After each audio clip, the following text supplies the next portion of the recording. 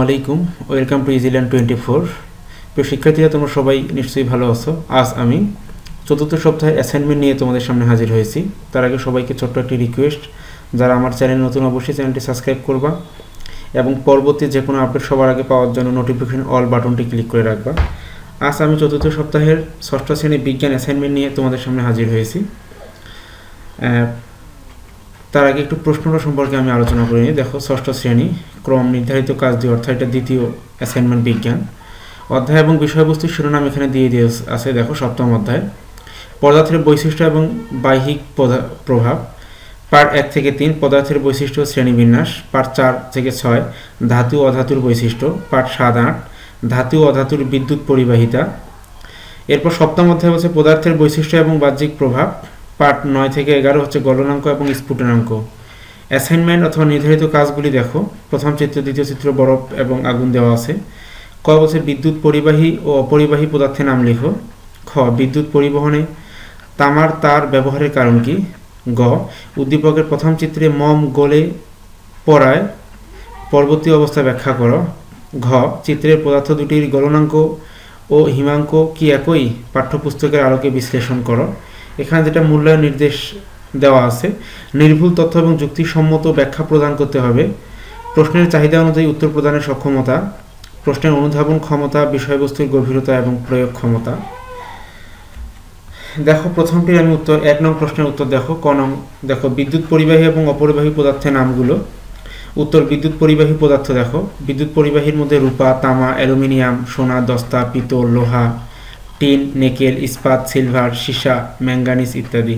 এবং বিদ্যুৎ অপরিবাহী যে পদার্থ সেগুলো হচ্ছে কাঁচ, এবনাইট, মাইকা, তেল, অনুসিক্ত কাগজ, শুষ্ক কাগজ, পলিথিন, চীনামাটি, রবার, মার্বেল পাথর, শুকনো কাঠ ইত্যাদি। খ নং যে প্রশ্নটি ছিল দেখো, তার উত্তর বিদ্যুৎ পরিবহনে তামার তার ব্যবহারের কারণটি কি। উত্তর তামা এক বিশেষ লাল রঙের উজ্জ্বল ও চকচকে ধাতব পদার্থ। এদের তাপ ও বিদ্যুৎ পরিবহন ক্ষমতা খুবই বেশি, আর তামার মধ্যে দিয়ে বিদ্যুৎ অতি সহজে এক প্রান্ত থেকে আরেক প্রান্তে পৌঁছাতে পারে।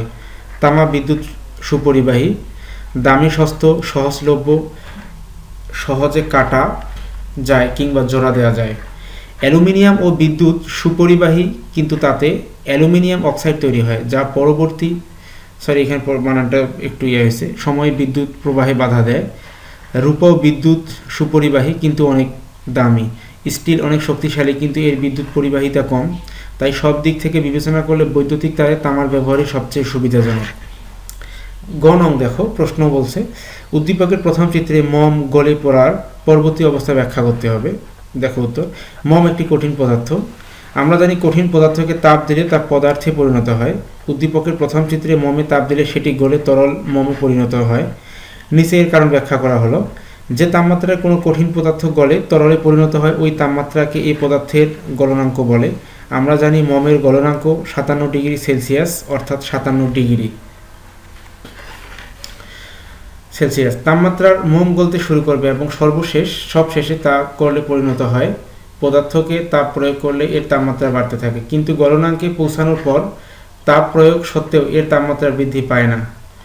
উদ্দীপকের চিত্রে মোমকে তাপ দিতে যখনই এর তাপমাত্রা 57 ডিগ্রি সেলসিয়াসে পৌঁছাবে, তখনই সে গলতে থাকবে। এক পর্যায়ে সে তরল মোমে পরিণত হবে।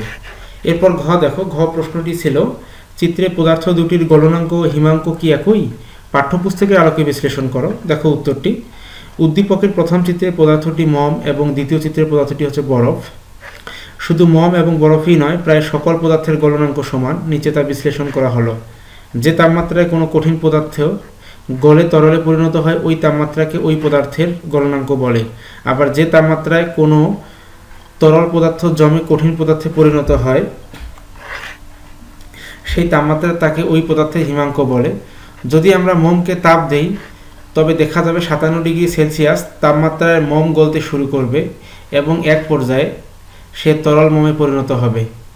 এই তাপমাত্রাই হচ্ছে মোমের গলনাঙ্ক। আবার এই তরল মোমকে যদি কিছু সময় কমতে থাকে, এভাবে কমতে কমতে যখনই এর তাপমাত্রা হিমাঙ্কে পৌঁছায়, অর্থাৎ 57 ডিগ্রি সেলসিয়াসে আসে, তখন মোম জমতে শুরু করে এবং এক পর্যায়ে সে কঠিন পদার্থে পরিণত হয়।